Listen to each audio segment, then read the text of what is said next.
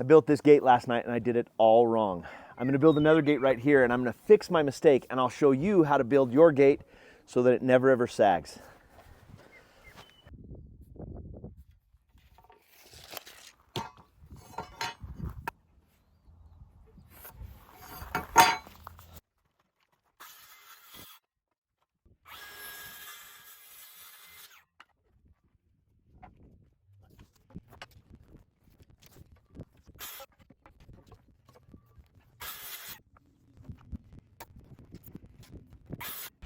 Okay, so I've got the 2x6s cut for my two different gates. So you just lay that out, stretch out your wire so it's sitting over there. I've got it weighed down with the 2x6 over here, and this is my frame. So I'm going to attach the bottoms first on both sides. Then I'll use my grinder and I'll cut the wire to the size I want, and then we'll finish screwing everything down where it needs to be as soon as I get my dog out of the way.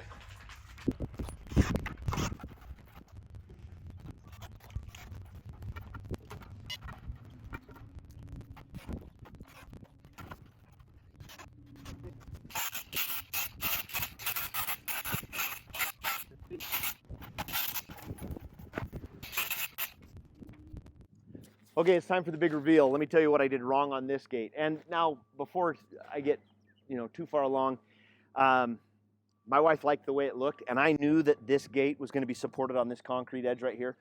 So it's not as big of a deal. This gate isn't going to be used very often because we'll use these ones behind me. But notice how my support starts on the top hinge and goes down. That's known as a tension support rather than a compression support.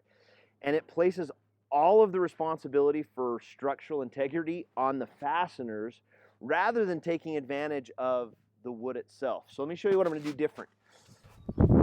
Over here, I'm going to take my support and I'm going to start it down here on the low hinge, on the bottom hinge, and I'm going to bring it up.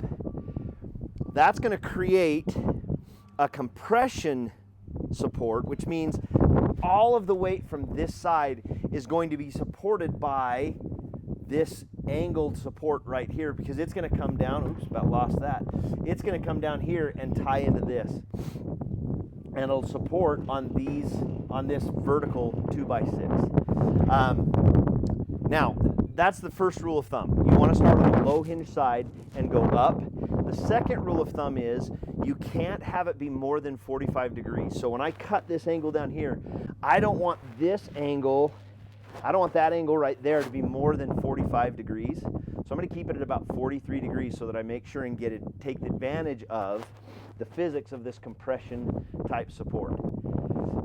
So what I'll do is I'm going to cut this one first. I'll cut this the angle I want, get it where I want. I'm going to figure out where that support, it's not going to reach all the way over to here.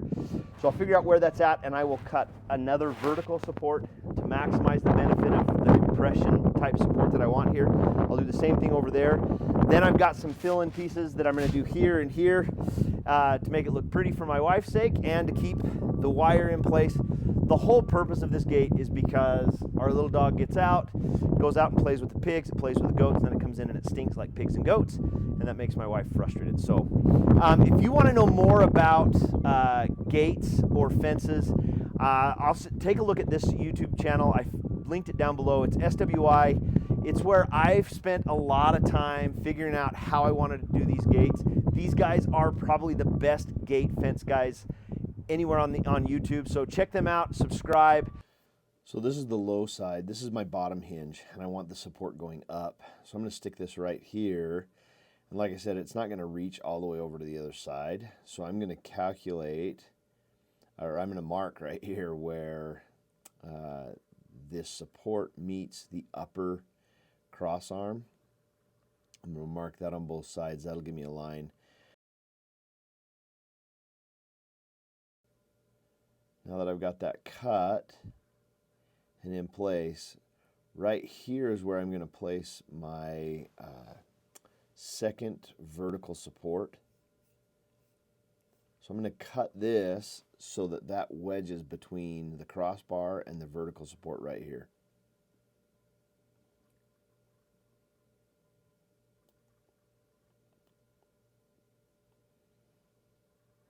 Next thing, I'm just going to screw all these in place.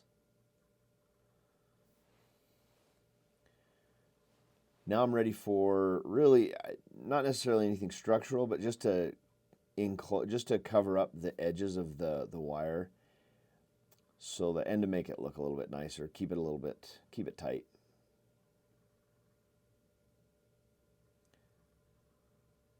Now I'm just going to add the hinges, and all I'm going to do to get the hinges in place is I'm going to mark where these two inside bolts go. Mark them, and then I'll drill them out with a pilot hole. Keep these big lag screws from splitting the 2x6. And I know you can't hear it, but if you could hear it, the chuck on this DeWalt drill is going out. I've used it for several years and been using it on a bunch of big projects, so it might be time for a new one. Get those snug down. Now I'm just going to do the same thing with the top hinge. Then when it's time, I'm going to go ahead and use a 2x6 and some shims to level up the gate and hold it in place. Then I'll just drill out a pilot hole and secure the hinges to the posts.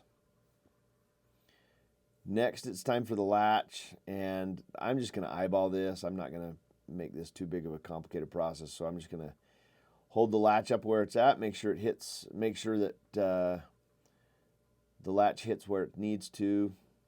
Then I'll screw that into place, and then do the same thing with the receiver. And the last thing I'm going to do is add an anchor bolt right here, just as some support. The left gate is going to stay closed most of the time. I did want it to be able to open in case we needed to get anything big in, so I'm just going to sink a hole into my porch right here. And then we'll attach a piece of 3/4 inch EMT with some 2-hole straps, and then that anchor bolt can just drop right into the EMT. Hey, thanks for watching. I hope this has been helpful. If it has, please hit that subscribe button, and I'll see you in the next video.